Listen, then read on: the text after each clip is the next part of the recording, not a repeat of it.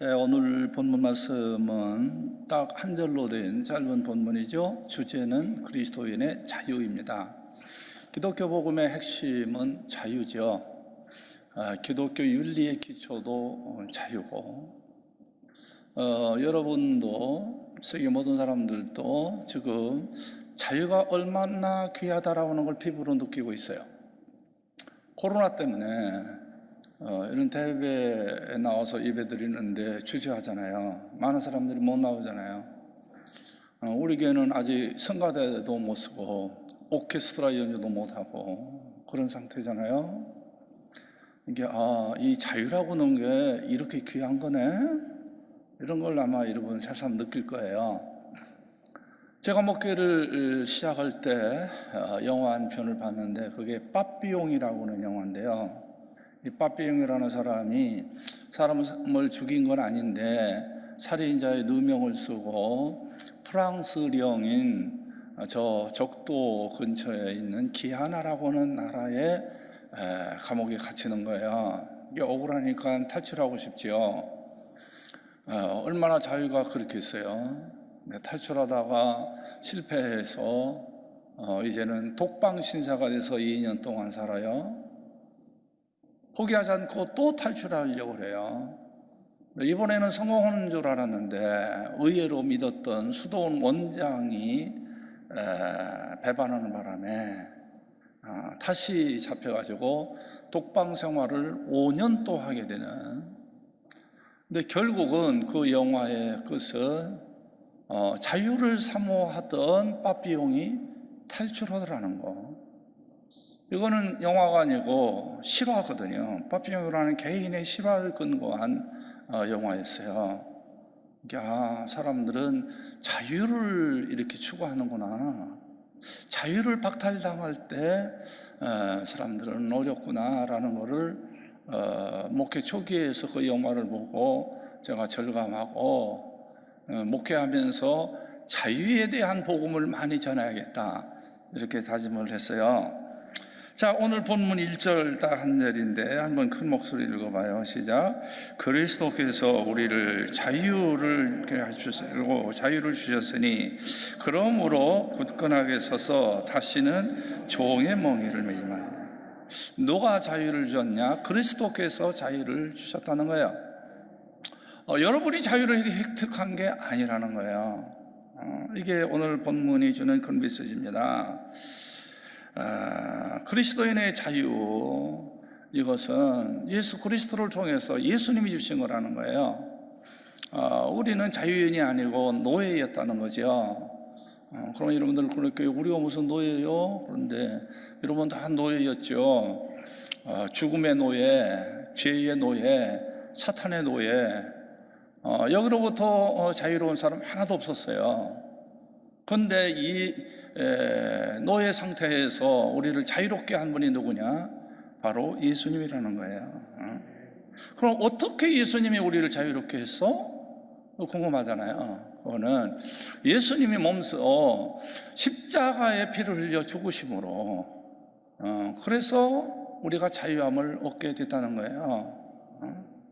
그러니까 예수님이 우리를 자유롭게 하기 위해서 준 대가는 엄청나게 컸다는 거예요. 자기 자신이 십자가에 피를 흘려 죽으심으로 우리가 자유함을 얻었다. 그걸 신학적 용어로는 속량, 영어로는 어톤멘트라 그러죠. 그러니까 우리를 죗값을 지불하고 자유케 했는데 그 죗값이 엄청나게 비싼 거였다. 하나님의 아들이 십자가에서 죽기까지 하는 그런 죗값을 치르고 여러분들을 자유케 했다. 그게 기독교 복음의 핵심인 거예요. 그런데 독일의 유명한 천재신학자 디트리트 보네퍼는 이상하게도 개신교인들이, 크리스찬들이 예수님의 십자가의 은혜를 값싼 은혜로 생각하더라. 아닌데, 값비싼 은혜인데, 예수님이 십자가에서 죽기까지 값을 치르고 우리가 자유함을 얻었는데 값싼 은혜로 취급하더라. 값싼 은혜로 취급한다는 말은 우리가 자유함을 받았는데 하나님 없이 믿음 생활하더라. 예수도 없더라. 세상 사람들과 다를 바가 하나도 없더라. 제자도라는 것도 하나도 없더라. 그러니 현대 크리스찬들은 그리스도의 그 값비싼 은혜를, 값싼 은혜, cheap grace, 값싼 은혜로 취급하더라. 질타를 했지요. 자, 그러면서 사도 바울은 그런 말씀을 해요. 그러므로 굳건하게 서서 다시는 종의 멍에를 매지 말라. 여러분이 자유하게 됐으니 다시 노예로 가지 마라. 종의 멍에 매지 마라. 이게 무슨 말이에요? 죄짓지 말라. 죄짓지 마라. 예수 안에서 자유롭게 됐다고, 죄에서 자유롭게 됐다고 또 팍팍 죄를 져? 그러지 마라. 여러분들이 죄에서 자유함을 받기 위해서 예수님이 십자가의 보혈의 피를 흘리며 죽었다. 엄청난 대가를 지불했다. 그런데 또 죄를 져? 그럼 너희들은 죄의 노예가 다시 된다. 죄진 사람은 죄의 노예가 된다. 죄진 사람들은 잠도 잘 못 자요. 불안해서. 그러지 말라는 거예요. 그러면서 바울은 오늘 본문 갈라디아서 5장 2절에서 6절 자세히 설명을 해요. 할례당의 복음과 그리스도의 복음을 대조시켜 가지고 설명을 합니다. 간단히 제가 요약을 하면, 그 당시 유대교를 믿던 사람들이 예수를 영접해서 예수 믿는 사람들이 있었어요. 그 사람들을 할례당이라 그래요. 할례당. 한번 따라해봐요. 할례당. 할례당은 어떤 거냐면 예수 믿어가지고 구원받는 게 아니라 할례를 받아가지고 구원받는 거다. 자기 업적 추구죠.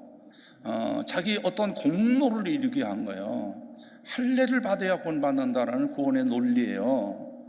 바울은 그거 아니다. 여러분들은 그럴 거예요. 할례를 받으나 안 받으나 뭐가 그렇게 중요하다고 바울이 거기에 심각하게 도전했어요. 할례를 받아서 구원받는다 그러면요, 어떤 현상이 일어나느냐?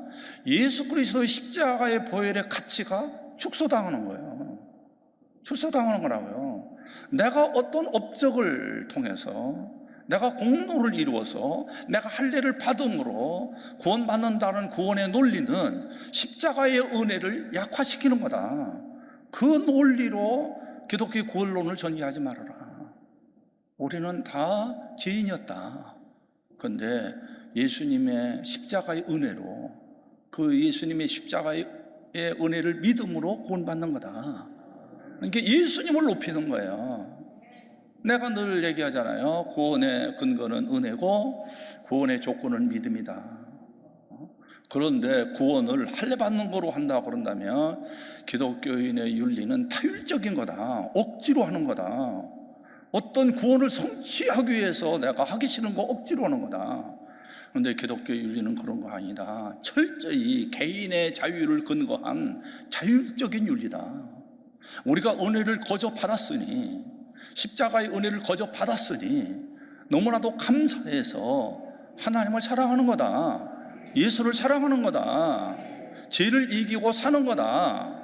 이게 바울이 강조하고 싶은 거예요. 이 갈라디아서의 이 귀한 복음을 가지고 종교 개혁을 일으킨 사람이 여러분이 잘 아는 마르틴 루터라는 사람이죠. 마르틴 루터. 오늘 본문이 마르틴 루터에게 가장 영향을 줬어요. 그래서 마르틴 루터는 특별히 갈라디아서를 사랑했는데, 갈라디아서는 5장밖에 안 되잖아요. 짧은 성경임에도 불구하고 늘 입만 열면 그 갈라디아서를 자랑했지요. 갈라디아서는 나의 애인 캐티 폰 보라다. 이 마틴 루터가 종교개혁을 하면서 이제 신부도 결혼하는 제도를 만들잖아요. 그때 수녀와 이제 애정에 빠졌는데 그 애인이 캐티 폰 보라예요. 그런데 갈라디아서가 바로 자기 애인의 이름을 붙여가지고 캐티 폰 보라다 그랬어요. 그만큼 갈라디아서를 사랑한다는 거죠. 왜 갈라디아서를 사랑하느냐? 특별히 오늘 본문을 사랑하느냐? 여기 그리스도인의 자유가 있으니까. 루터가 왜 종교개혁을 일으켰냐? 그때 교회와 그리스도인들은 자유가 박탈당하고 있었다. 왜? 교황증 때문에, 교황 때문에. 교황이 일당 독재를 하니까 교황의 파워가 어마어마해서 크리스천의 자유를 뺏어버렸다. 교회의 자유를 뺏어버렸다. 그래서 그 교황청과 대항해서 종교개혁을 일으키는 거예요. 어떻게 감히 교황과 대항을 해? 교황의 파워가 얼마나 컸는데. 그리고 우리 7세라는 교황은 신성 로마 제국의 하인리 4세를 겨울에 눈 위에다가 무릎 꿇고 기다리도록 만든 게 당시 교황의 파워였는데, 어떻게 그 교황과 싸워서 일개 신부가 이긴다고 생각해? 그거는 탈가를 바위에다가 던지는 것 같아. 어느 누구도 마틴 루터가 이길 거라고 생각을 못했어요. 근데 결과적으로 여러분이 아는 대로 마틴 루터가 이겼어요? 졌어요? 이겼어요. 이 교황은 갑질을 많이 했어요.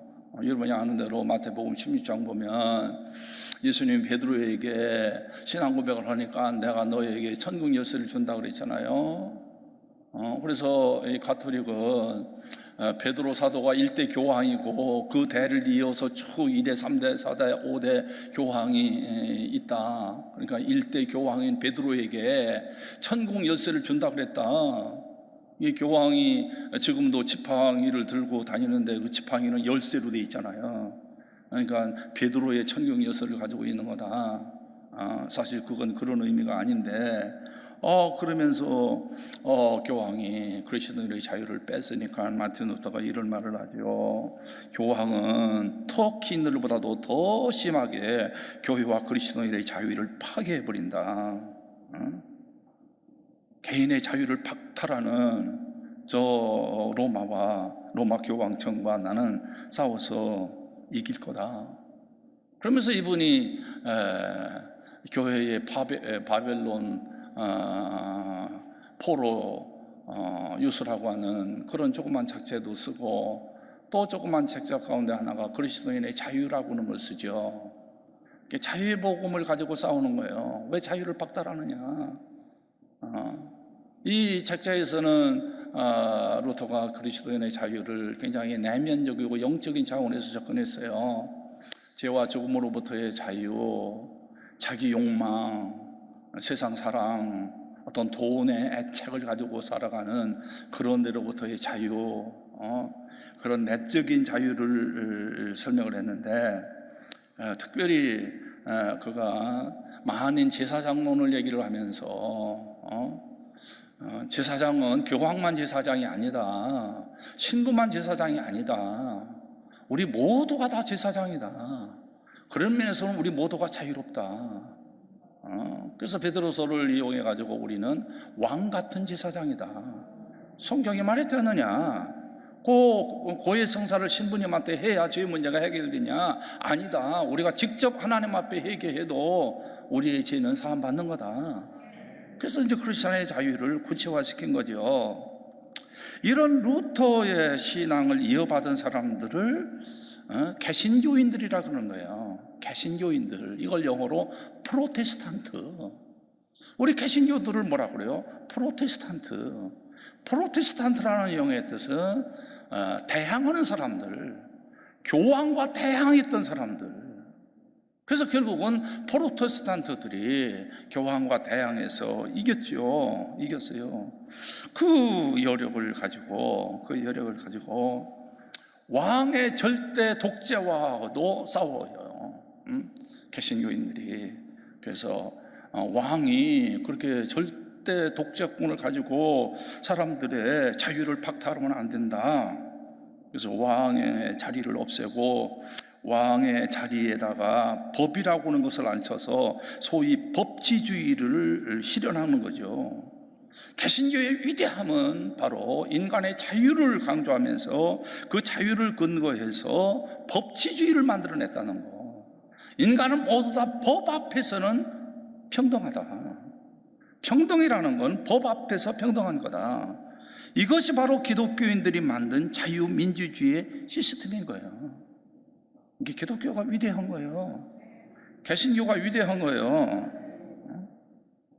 내가 무슨 말 하는지 모르나 봐. 아멘 안 하는 거 보니까. 나는 지금 힘들어서 내 얘기를 하는 건데. 그러니까 자유민주주의의 정치 시스템은 바로 개신교에서 시작이 되었다는 거, 엄청난 축복이죠. 그리고 루터 다음을 이어서 종교개혁을 일게 동참한 사람이 루터보다 한 세대 뒤에서 나온 잔 켈빈이라는 사람이죠. 이 사람은 변호사하고 천재였어요. 신학적으로도 천재였고요. 이 사람은 경제를 신학적으로 접근해요. 뭐 정치만이 아니라 경제를 신학적으로 접근해서 자유민주주의 시스템에다가 경제를 적용시키는 거예요. 뭐를 의미하느냐? 소위 시장 경제죠. 각자의 개인이 자유로 열심히 일을 하면 일한 만큼 대가를 받는다. 무슨 말인지 몰라서 아멘을 안 한다. 그게 굉장한 거죠. 그러니까 이분에 의해서 소위 자유시장 경제라는 게 이루어지는 거예요. 그래서 켈빈의 업적에 대해서 독일의 사회학자인 막스 웨버라는 사람이 책을 쓰죠. 기독교 윤리와 자본주의 정신이라는 거. 켈빈의 정신이 가는 곳마다, 켈빈이스트들이 가는 곳마다 모든 곳에 자본주의가 형성되고 부가 축적되고 아주 건전한 아주 부자 도시가 이루어지더라. 그거를 사회학자가 이제 연구를 통해서 발표를 한 거죠. 뭐 사실 뭐 틀린 말이 아니죠. 그런데 하나의 이제 조금 부작용이 일어나는 거는 자본주의로 이렇게 가다 보니까 부익부 빈익빈, 부자란 자꾸 부자 되고 가난한 사람은 자꾸 가난한 사람들이 되더라. 켈빈이 거기에 대한 대책도 말하죠. 그게 뭐냐면 우리 개신교인들은 근검 전략해야 한다. 열심히 일해서 함부로 돈 쓰지 마라. 자기 사치하는 데 돈 쓰지 마라. 자기 욕망을 채우는 데 돈 쓰지 마라. 열심히 일을 해서 그리고 전략해가지고 돈을 모아서 그 돈을 이웃에게 나눠줘라. 하나님께 헌금해라. 이제서 아멘 한다. 그러니까 잔 켈빈은요, 참 엄청난 공헌을 한 거예요. 그러니까 이런 잔 켈빈의 정신에 의해서 잔 켈빈의 후예들, 소위 청교도 그러면 켈빈의 후예들이죠. 그 청교도들이 미국에 가서 미국이라는 나라를 세우잖아요. 그런데 많은 사람들이 미국은 철저하게 자본주의 나라 아니야. 저 나라는 망해. 자본주의는 망하도록 돼 있어. 칼 막스가 예언한 거죠. 그런데 미국이 망합니까? 안 망했잖아요. 빈부격차가 있긴 있지만은 아직까지 미국은 강대국이잖아요. 왜 그러냐? 바로 근검 전략하면서 청교도들이 자기가 모은 돈을 자기 개인과 자기의 욕망을 위해서, 사치를 위해서 쓰질 않고 이웃에게 도네이션 하더라. 미국의 뭐 1대, 2대, 3대 되는 최고의 부자들 대부분 90% 이상, 98% 자기 재산을 사회에다가 환원하잖아요. 그런 나라가 어디 있습니까? 그게 미국을 끌어가는 거예요. 자본주의이기 때문에 망할 것 같은데 아니에요. 청교도 정신이 있는 거예요. 그러니까 경제적 평등이 실현하는 데 있어서 평등은 자유에 기초한 평등이더라. 강제적인 것이 아니더라. 자발적으로 기부하더라. 자유가 가장 중요한 가치이고 진정한 평등은 자유가 있는 상황에서 평등한 것이더라. 자유가 없는 평등은 굉장히 위험하더라. 악을 만들어내더라.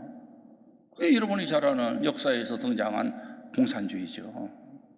공산주의는 평등을 실현하기 위해서 가진 자들의 돈을 뺏어가지고, 지주의 돈을 뺏어가지고 가난한 사람에게 나눠줘요. 그래서 평등사회를 이룹니다. 그런데 과연 평등해요? 아니에요. 그 사회는 공산당이라는 또 다른 특수계층이 올라가가지고 공산당원들이 거의 다 그 나라의 재벌을 다 통제해버리고 기업을 다 운영하고 이 계급 위에 또 다른 계급이 있는 거, 그게 바로 공산당이더라. 그러니까 이 켈빈이 예언하는 것이 절대 거짓이 아니었다는 거죠.